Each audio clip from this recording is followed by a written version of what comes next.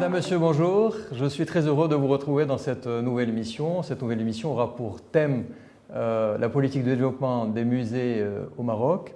Et pour parler de cette politique culturelle, qui est aussi importante que les politiques de l'État en matière sociale et en matière économique, j'ai plaisir d'accueillir Monsieur Mehdi Khoutbi, président de la Fondation nationale des musées. Monsieur Khoutbi, bonjour et merci d'avoir accepté notre invitation. Bonjour, merci de votre invitation. Monsieur Khoutbi, avant d'entamer cet échange, il est de coutume de présenter notre invité, même si j'en ai pas forcément besoin. Monsieur Khoutbi, vous êtes artiste peintre, lauréat de l'École des Beaux-Arts de Toulouse, n'est-ce pas? Vous avez enseigné votre art en France. Vous êtes connu et reconnu dans le monde entier. Vos œuvres ont fait le tour du monde. Ils le font encore. Et il est bien connu que vous venez d'une famille modeste, parce que vous le dites à chaque fois dans vos interviews. Et vous avez travaillé dur pour arriver là où vous êtes aujourd'hui. Vous êtes, comment dire, l'illustration parfaite de l'ascenseur social. Et lorsqu'il était en panne, vous avez tout fait pour le réparer, n'est-ce pas? Pour avancer et pour rebondir. Cela dit, vous aviez un avantage certain, c'est que vous aviez un talent inné. Un talent inné et une intelligence émotionnelle hors pair. Et c'est cette intelligence qui vous a permis de développer votre art, de le défendre, et aussi de vous imposer auprès de vos confrères, auprès d'hommes d'art, d'hommes d'esprit, d'hommes d'État, n'est-ce pas? Et votre vie est d'une telle richesse, hein, j'ai cru comprendre qu'elle sera portée à l'écran bientôt. Sachant que vous avez déjà écrit une autobiographie en 2008, n'est-ce pas, que vous avez intitulée Palette d'une vie. Alors ma première question, Monsieur Khoutbi, pourquoi avez-vous accepté de porter votre vie à l'écran? Est-ce que c'est toujours dans la logique de la transmission? Est-ce bien cela? Écoutez, d'abord, merci de votre invitation. C'est toujours un plaisir renouvelé de pouvoir retrouver un public et d'expliquer aussi, parce que transmettre, c'est aussi expliquer, communiquer. Vous avez parlé de cette chance que j'ai eue dans ma vie de croiser les grands, ceux qui ont marqué, qui marqueront l'histoire de l'humanité, qui laisseront un sillage dans l'histoire de l'humanité. Beaucoup de chance, c'est vrai. Beaucoup de chance parce que c'était une question de survie pour moi, c'est-à-dire d'aller vers l'autre. La chose que vous avez aussi soulignée, c'est que cette expérience, cette vie, est un exemple aussi d'espoir et qu'il ne faut jamais baisser les bras. Une jeune femme extrêmement talentueuse, jeune et talentueuse, comme ce Maroc extraordinaire, qui est jeune et talentueux, est venue me trouver un peu avant le Covid pour me dire, voilà, je souhaite faire un film inspiré de votre parcours. Je précise inspiré, non pas du tout comme certains ont cru, ce n'est pas du tout, à mon âge, encore vivant, de faire ma vie. Non, c'est s'inspirant de mon parcours, ce parcours diversifié, quand vous avez rencontré Aragon, quand vous avez rencontré Solers qui vient de décéder, qui a eu l'amitié de vous d'écrire sur vous, quand vous avez rencontré Senghor, avec qui j'ai partagé plusieurs jours de rencontres, et on partage aussi 2 livres que j'ai accompagnés de mes gravures, que ce soit Césaire, que ce soit Édouard Glissant, et je peux vous en citer tous les grands qui m'a été donné de rencontrer. Et en même temps, vous avez parlé de cette chance exceptionnelle que j'ai eue d'abord d'avoir été présenté par Moulay Ahmed Alaoui, à qui je resterai reconnaissant toute mon existence de m'avoir pris par le bras, par la main plutôt, et de m'avoir présenté à Sa Majesté Hassan II, et par la suite, dans le même élan, j'ai fait la connaissance de notre souverain actuel, de notre roi, grand roi, à l'époque, et dans la relation, bien évidemment, parce que c'est un être d'une humanité. Je dis toujours, je l'ai dit récemment à la presse, quand j'étais à Amsterdam il y a quelques jours, le roi du Maroc est une chance pour le monde et une grande chance pour le Maroc. Monsieur Rodet, merci pour cette belle introduction. J'ai envie de paraphraser un peu André Malraux en disant que la culture est ce qui fait que l'homme n'est pas un accident de la nature. Malraux utilise le terme l'univers au lieu de la nature. Et pour ne pas être un accident de la nature, il faut un minimum de culture, n'est-ce pas? Et certains philosophes décrivent la culture comme l'expression de la liberté, comme dirait Spinoza, un accroissement de soi, être au-dessus de soi. Avec vos mots, M. Croutby, comment définiriez-vous la culture, le mot culture? Écoutez, la définition de la culture a été, vous l'avez définie de la manière dont les uns et les autres l'ont souligné. D'abord, l'essence même de la culture, c'est le partage. On partage notre savoir, on partage les choses auxquelles on croit avec le reste. On croit, le partage en ce qui concerne la fonction que j'occupe aujourd'hui, c'est essayer de diffuser, de partager la lumière qui est la culture. La lumière vous permet de voir d'abord plus clair. Et de voir plus clair, ça veut dire qu'il vous ouvre une fenêtre à la fois sur vous-même, parce que celui qui ne se connaît pas ne peut pas connaître les autres. Et c'est pour ça que la multiplicité des musées à travers le Maroc est une façon de connaître notre riche et diversifié patrimoine, parce qu'on a un patrimoine assez exceptionnel. Et si j'arrive aujourd'hui, à travers votre émission, à transmettre aux Marocains, à mes compatriotes marocains, la chance que nous avons de vivre dans un pays comme le Maroc, quand on voit ce qui se passe à travers le monde, quand on a un roi comme celui que nous avons aujourd'hui, qui a mis la culture à la place qu'elle doit avoir dans chaque société moderne, et de voir les avancées du pays. Les villes se sont devenues belles. La culture, c'est la beauté. Voilà ce que je peux dire. Effectivement, donc le Maroc est sur la bonne voie de l'éveil culturel. C'est ce que vous êtes en train de je nous dire. dirais, sincèrement, le Maroc d'aujourd'hui est sur la bonne voie dans tous les domaines.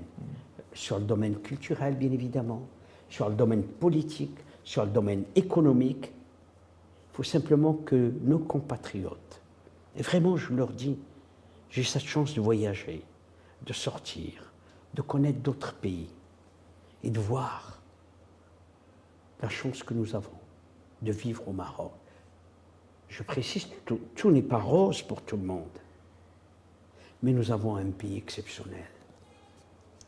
Merci, M. Roudby, pour ces mots. Alors, M. Roudby, le souverain vous a nommé à la tête de la Fondation nationale des musées en 2011. Et depuis lors, et là je vais vous citer, la Fondation était survie de la culture, du rayonnement muséal du Maroc, matérialisé par la mise à niveau et l'ouverture de nouveaux musées à travers tout le royaume, l'organisation de grandes expositions d'artistes nationaux et internationaux. Et l'objectif final de ce que vous faites, c'est le triptyque partage, vous en avez parlé, transmission et passion. Monsieur Roudby, quel bilan faites-vous de l'action de la Fondation depuis 2011 dans le contexte de ce triptyque dont je viens de parler? N'oubliez pas que quand Sa Majesté m'a fait l'honneur de me nommer et d'avoir cette confiance qu'il a mis sur mes épaules pour essayer de mettre la culture au niveau où il doit être, cette culture, et donner la possibilité aux artistes marocains et étrangers de pouvoir rayonner. Rayonner d'abord chez nous, mais rayonner aussi à l'étranger, parce qu'il ne faut pas oublier que la Fondation nationale des musées a organisé des expositions. L'exposition au Louvre qui a attiré en 3 mois 170 000 visiteurs, avec une foule incroyable où le président du Louvre de l'époque me disait « on est obligé de fermer ». La fondation réellement a démarré réellement avec la création du musée, l'ouverture du musée Mohamed VI d'art moderne et contemporain, parce qu'il porte le nom de notre souverain, c'est ce que j'appellerais le bateau amiral, avec des grandes expositions qui ont permis aux Marocains, sans visa et sans faire de queue ni réservation, de visiter les grandes expositions, Picasso, Giacometti, les impressionnistes quand même, avec Van Gogh, Monet, Renoir, tous ces noms-là sont venus ici, Matisse, avec le prêt du Centre Pompidou. Les sculptures de César. Pardon ? César, me semble-t-il aussi. Les César. César, bien évidemment. Et nous allons maintenant préparer une exposition de Armand, une exposition d'un des artistes les plus fameux aujourd'hui, qui a été il y a quelques semaines ici, et qui a dit « J'aime tellement ce pays que j'ai envie d'y vivre ». Ai Weiwei, le peintre, l'artiste et architecte, il est multi, d'origine chinoise.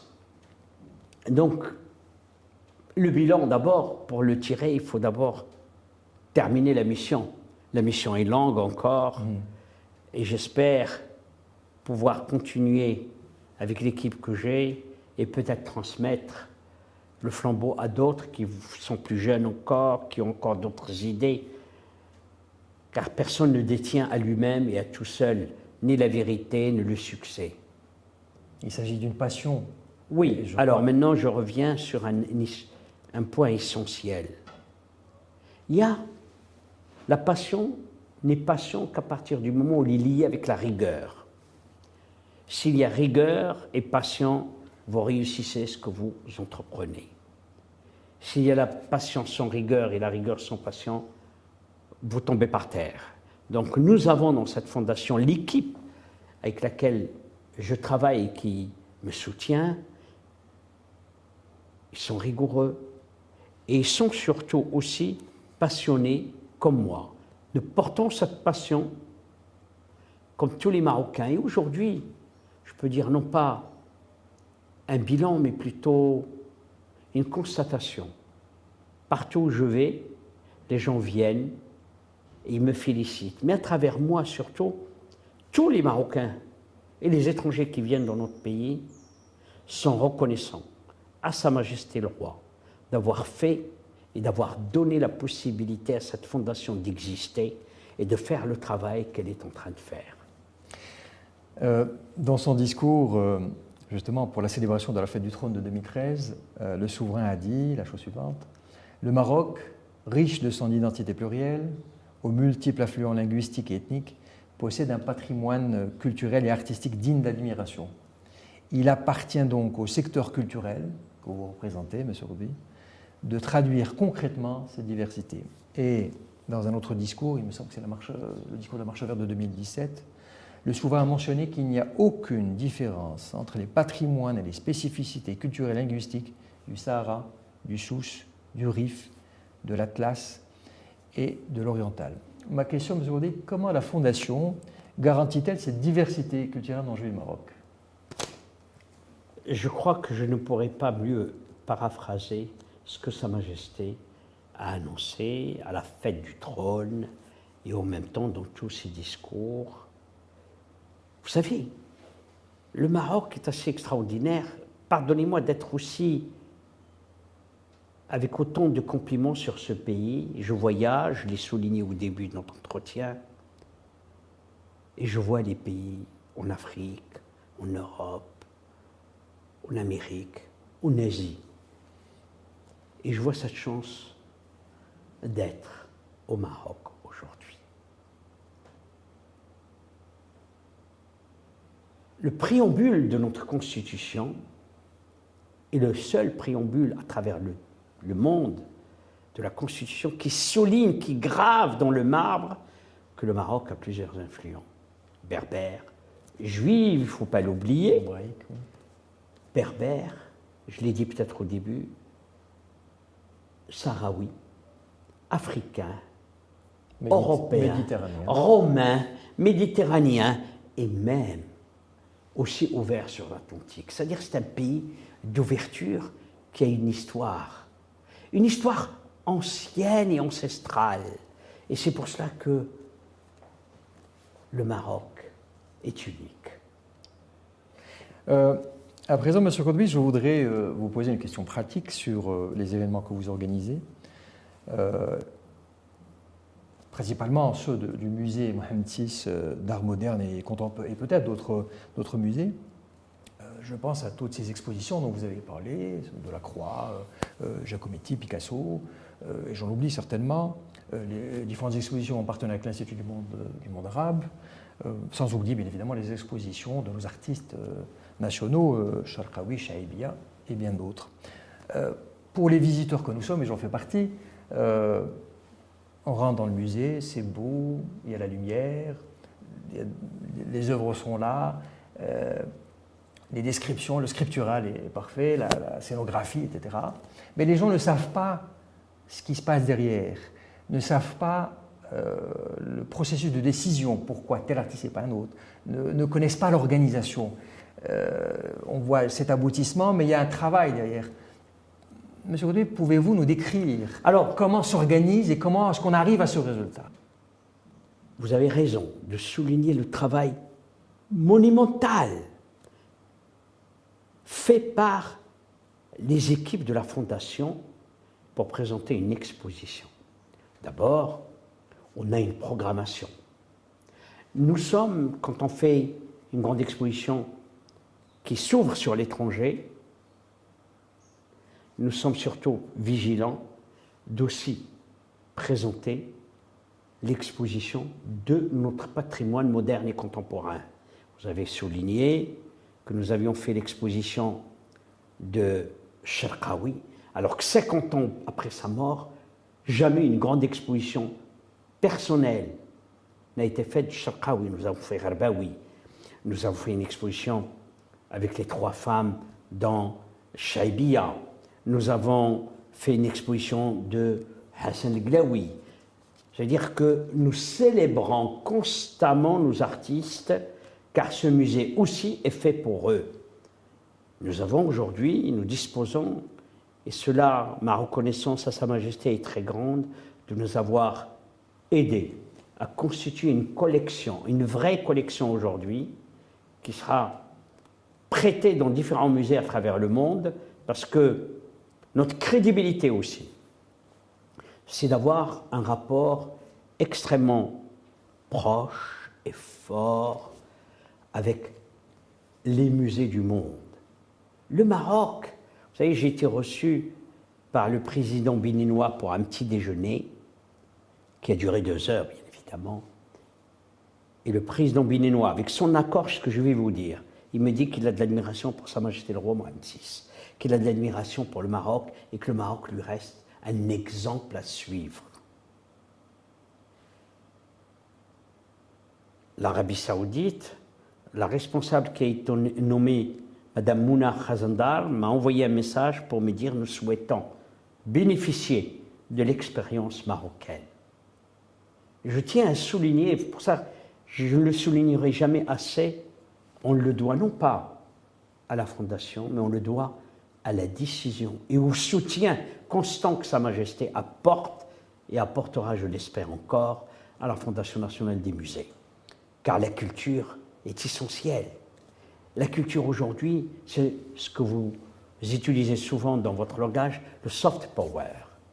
Aujourd'hui, le travail de la culture est essentiel car c'est ce qui constitue un pont, une passerelle entre les peuples, entre les cultures. S'il y avait plus de culture, il y aura moins de guerre. Et j'en suis convaincu aujourd'hui que c'est cette culture qui comprend, qui nous permet de nous connaître mutuellement et de connaître l'autre avant d'essayer de lui faire la guerre. Et puis même économiquement, c'est un moyen de créer des emplois. J'ai vu dernièrement que vous avez signé un contrat avec le département du tourisme, justement pour que la culture fasse partie des circuits touristiques. Donc il y a un apport. Vous avez raison de souligner aussi la disponibilité et la disposition de la Fondation à participer à tout ce qui peut permettre une meilleure connaissance et le développement de notre pays dans tous les domaines. Et vous avez souligné un domaine essentiel qui est le domaine du tourisme. Un touriste qui vient, qui ne connaît pas le Maroc. Aujourd'hui, le soleil, vous le trouvez partout. Mais vous ne trouvez pas la diversité, la richesse, la beauté de nos objets. Et surtout, cette diversité d'une richesse incroyable qui va des Romains, qui va même avant de la préhistoire à nos jours, extraordinaire. Et regardez aujourd'hui nos artistes. J'étais il y a quelques jours pour l'inauguration d'une exposition à la Foire de l'Art d'Amsterdam où il y avait des galeries marocaines qui ont été invitées. Et je voudrais aussi vous dire ma reconnaissance aussi et mes remerciements à l'équipe du ministère de la Culture. Ce ministre, comme d'ailleurs le ministre auparavant, Sir Othman El-Ferdaous, nous avons travaillé main dans la main. Parce que s'il m'a dit, Ben Saïd me disait, mais la Fondation, elle travaille pour le Maroc, nous aussi. Et donc nous travaillons main dans la main pour avancer dans ce projet. Le ministère de la Culture, le ministère du Tourisme, et surtout l'Office de tourisme, a inséré les musées dans ce tour de table, qui permet un peu le développement, car ces touristes qui viennent aujourd'hui, si vous savez le nombre de touristes que nous avons à Dar el-Bacha, où les gens font la queue pour entrer, c'est impressionnant. Quand vous regardez nos musées, le petit musée qu'on vient d'ouvrir à Jemaa el-Fna, le musée aujourd'hui qu'on vient d'ouvrir avec le chef du gouvernement, c'est Aziz Akhnouch à Agadir. Nous allons ouvrir à Azilel d'ici quelques semaines maintenant un nouveau musée. Nous allons ouvrir un musée du foot avec Serkja. Nous sommes en train vraiment dans un élan de développement des musées et doter chaque ville, chaque coin du Maroc d'un musée pour permettre à tout le monde l'accès à la culture, l'accès à la lumière. Exact, tout à fait. Monsieur Roudby, votre vie est faite de rencontres et vous en avez parlé, celle avec l'artiste contemporain chinois. Et oui, je pense qu'elle est importante dans votre carrière parce que je vais comment vous en parler. Alors parlez-moi de cette rencontre et des projets à venir avec cet artiste. Ai Weiwei aujourd'hui est un des artistes le plus chers au monde. Ses œuvres sont arrivées à un prix absolument impressionnant. Et aujourd'hui, avec Jeff Koons, sont les plus chers au monde. Je l'ai connu à travers Vito Schnabel. Et Vito Schnabel avait fait une exposition de Ai Weiwei en Suisse.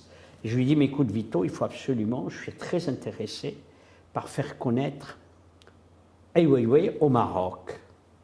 J'ai bien évidemment obtenu, parce que je ne voulais pas, car quand on fait un travail à la fois, ce qu'on appelle la diplomatie culturelle, il faut aussi comprendre que cette diplomatie culturelle doit tenir aussi des soucis de la diplomatie marocaine tout court. Donc j'ai appelé le ministère des Affaires étrangères pour savoir est-ce que la présence d'Ai Weiwei peut poser problème. On m'a dit que ça ne pose aucun problème parce qu'ils ont vérifié cela avec le ministère des Affaires étrangères, plutôt avec l'ambassade chinoise ici à Rabat, qui ont dit qu'il n'y a aucun souci à partir du moment où il ne faut pas de déclaration. C'est ce qu'on lui a demandé, il a accepté, il est venu. Il a tellement aimé le Maroc qu'il a dit « j'aimerais vivre dans ce pays ». Vous me posez une question qui va répondre à la question précédente qui est celle « comment les choses se construisent ». Tout se construit par des rapports et des contacts humains. Cette chance qui m'a été donnée de rencontrer des gens extraordinaires m'a donné la chance de rencontrer, depuis des années maintenant, à la fois des écrivains, mais aussi des hommes de culture et des responsables de culture. Jack Lang est un ami qui aime profondément notre pays et qui a soutenu, dès le début, je l'ai rencontré, il a soutenu la Fondation nationale des musées. Il a été, bien évidemment, comme vous le savez, un des ministres qui restera dans l'histoire par cette imagination débordante dont il dispose, parce qu'il est nourri constamment par des idées des autres, qui les prend et puis qui les transforme pour que ce soit un projet de qualité qui est repris par le monde entier. Regardez la fête de la musique, Exact. regardez les journées du patrimoine, tout cela c'est Jack Lang. Ben Jack Lang que j'ai eu, on s'appelle de temps en temps, il m'a appelé hier pour avoir simplement de mes nouvelles. Et il me dit, mais c'est incroyable ce que le Maroc aujourd'hui est en train de faire sur le plan des expositions. Donc, prenons l'exemple de Lang. On parlait avec Jack Lang il y a 3 ans. Il me dit, nous avons une collection énorme de chefs-d'œuvre de la peinture arabe.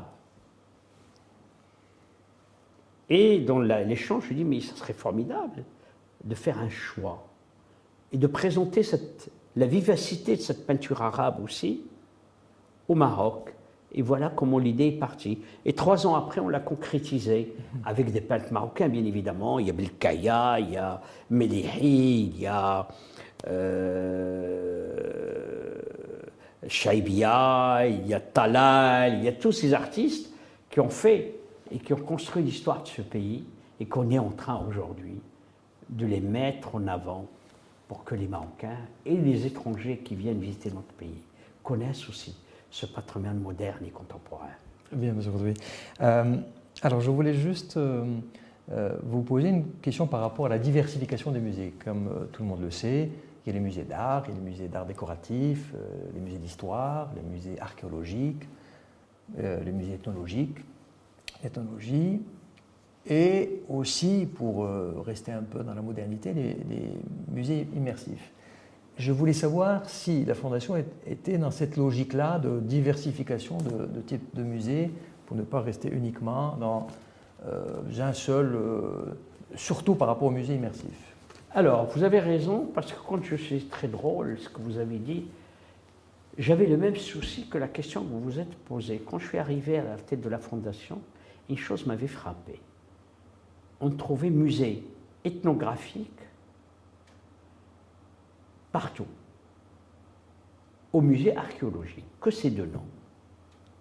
J'ai pris comme une ligne conductrice qui est celle d'abord de faire en sorte que les musées du Maroc soient complémentaires. C'est la raison pour laquelle le musée, quand je suis arrivé, qui s'appelait le musée de l'archéologie, ce beau musée, magnifique musée, j'ai immédiatement changé de nom, mettant musée de l'histoire des civilisations.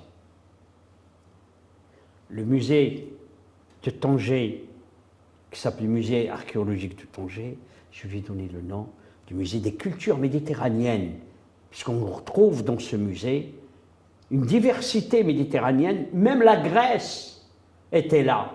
Quelqu'un, certainement, d'un des voyages a apporté dans de ces périples des objets. Et aujourd'hui, on a aussi le musée de Dar Niyaba, premier siège du ministère des Affaires étrangères marocain, premier siège du consulat de France au Maroc. Et en même temps, ce lieu avait reçu Delacroix, avait reçu Matisse. Nous avons fait un musée. Et un musée, pour ça que c'est essentiel que vous puissiez connaître et que les Marocains connaissent la diversité que nous avons dans les musées. Vous avez par exemple, dans ce musée, des œuvres d'artistes qui sont venus après Delacroix et Matisse, surtout après Delacroix, pour faire connaître le Maroc et qui ont été séduits par la couleur du Maroc, qui ont été séduits par la gentillesse et par la manière dont les Marocains recevaient, par la musique marocaine. Delacroix a été extrêmement passionné. Vous savez, il était envoyé pour connaître un peu les pays du Maghreb. Il est parti dans d'autres pays du Maghreb, mais il est revenu vers le Maroc. Et c'est là où il a fait l'ensemble de ses œuvres, où il a acheté beaucoup d'objets qui l'ont accompagné jusqu'à sa mort. Je voudrais, dans la diversité et la diversification, vous dire qu'on a créé un musée magnifique à Meknès, le musée de la musique. Exceptionnel à visiter à tout prix. J'avais eu un dîner avec le secrétaire général de l'ONU, M. Guterres, et dans le dîner, je lui ai dit, mais écoutez, il faut visiter ce musée. Et il a pris le temps le lendemain d'aller le visiter. Et il a souligné combien c'était un lieu magique et extraordinaire. Nous allons, parce que c'est important, vous m'avez donné un point essentiel de vous dire combien la diversité, aussi la complémentarité. Nous allons ouvrir, grâce à Sa Majesté le Roi, qui a donné le coup d'envoi de la restauration du musée de l'art de l'islam à Fès, le Palais al-Batha, qui est un bijou d'architecture. Et je voudrais, s'il vous plaît, me permettre aussi de remercier les autorités, le Wali en particulier de Fès, qui est le Wali de Meknès aussi, qui a été un soutien extraordinaire, le Wali de Marrakech.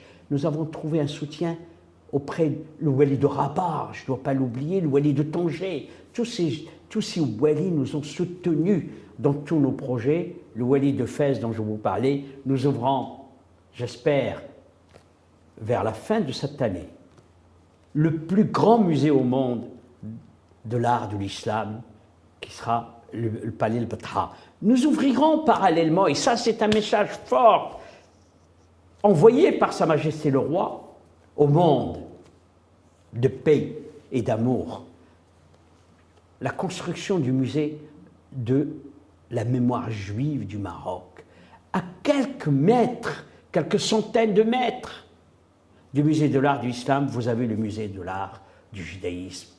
Quel beau message! Ce pays, ce Maroc, on voit au monde dans une période difficile où l'intolérance est partout. Au Maroc, c'est un pays de tolérance et un pays du vivre ensemble. Tout à fait, M. Roudé. M. Roudé, la Fondation a lancé en 2002 une enquête de satisfaction, n'est-ce pas, par rapport aux fréquentations des visiteurs. Est-ce que vous avez eu le résultat de cette enquête et est-ce que vous avez des statistiques éventuellement à partager avec nous par rapport aux fréquentations, à l'évolution de la fréquentation depuis la création de la Fondation jusqu'au jour d'aujourd'hui? Écoutez, la fréquentation est de plus en plus grande. Nous avons une incitation en quelque sorte, puisque le vendredi est une journée ouverte, gratuite pour tous les Marocains. Le mercredi, c'est ouvert pour tous les étudiants gratuitement. Donc ils ont le mercredi et le vendredi. Vous avez aussi pour les professeurs, les enseignants, une gratuité totale, car les enseignants sont en quelque sorte ceux que les étudiants suivent le conseil. Donc on a aujourd'hui, il est vrai qu'avant le Covid, nous avons une fréquentation impressionnante. L'exposition que nous avons eue, la première biennale de Rabat, on a une fréquentation pas loin de 200 000 visiteurs. Quand vous voyez par exemple l'ouverture, le dernier musée qui a été ouvert par Son Altesse Royale, la princesse Allah Hasna, les Oudaya, le musée de la parure. Mais écoutez, c'était vertigineux le nombre de gens. Parce qu'il est vrai aussi que les 15 jours de gratuité ont attiré un monde fou. Et en plus, ça, c'est un bijou qui a été restauré. Nous ouvrons, à partir de demain, une exposition au Musée national de la photographie. Ce Musée national de la photographie va vers des quartiers extrêmement, je dirais, des quartiers plus populaires. Et ce Musée national de la photographie ouvre, à partir d'aujourd'hui, une exposition sur le foot. on a donné la possibilité aux Marocains, aux jeunes Marocains, de prendre leur appareil, de photographier. Ça s'appelle Kortna, comme on a fait Sortna. Donc on essaye aussi d'avoir un langage qui soit accessible à tous les Marocains et aux milieux les plus modestes. Je suis désolé parce que j'ai tellement de choses à dire. On a un musée sublime à visiter qui est Dar Saïd à Marrakech, qui est le musée national du textile et du tapis. Très beau musée. Vous pouvez voir, vous savez, je disais souvent que ce musée, c'est aussi un rêve que j'avais fait. Rendre hommage à ma mère, Allah yarhamha, qui faisait du tapis. Et ces femmes, on a voulu leur rendre hommage pour vous dire que toutes ces femmes qui ont fait du tapis, et nous allons créer dans les semaines à venir, pour ne pas dire dans un mois et demi, un espace qui sera l'espace national de préservation du tapis. C'est-à-dire qu'on va, grâce aux dons de généreux donateurs, nous allons avoir un réfrigérateur pour que préserver les tapis contre les petits insectes qui rongent la laine, et quand ça arrive à une température assez basse, les bêtes meurent. Et ça sera un lieu qu'on ouvrira à d'autres institutions qui ont des tapis et qui veulent les préserver. Monsieur Rotby, on arrive à la fin de cette émission et il est d'usage de laisser le dernier mot à l'invité. Vous avez la caméra en face de vous et le dernier mot est à vous, Monsieur Rotby. Le dernier mot reprendra peut-être le premier mot par lequel j'ai commencé. Ce premier mot que je voudrais dire à tous les Marocains, c'est celui d'être fier de ce pays. Car le Maroc est un pays exceptionnel. On connaît la valeur de son pays, c'est quand on sort à l'extérieur, qu'on voit l'étranger, ce qui se passe. Et de voir aujourd'hui, grâce à la politique insufflée par Sa Majesté le Roi, ce Maroc avance. Les villes sont de plus en plus belles. La culture, aujourd'hui, est partout dans tout le Maroc. Nous avons un pays exceptionnel, un pays de lumière, où les étrangers trouvent tout ce qui leur manque ailleurs. Je voudrais simplement, ce dernier mot, qu'il soit simplement qu'on soit fiers de notre pays. Monsieur Mehdi Rotby, merci beaucoup pour cet échange fort instructif et fort passionné. On sent la passion dans votre discours. Je vous souhaite beaucoup de succès, davantage de succès dans ce que vous faites, dans votre action et dans ce cheminement vers ce que vous appelez la lumière, c'est-à-dire l'éveil culturel du peuple marocain. Merci encore une fois, Monsieur Mehdi Rotby. Je n'ai pas besoin de le rappeler, mais je le rappelle quand même, vous êtes président de la Fondation nationale des musées. Je vous remercie de votre invitation et de m'avoir donné autant de temps pour m'exprimer simplement avec mon cœur. Merci à vous, Monsieur Rotby. Madame, Monsieur, je vous remercie pour votre attention et vous donne rendez-vous à une prochaine émission. Au revoir.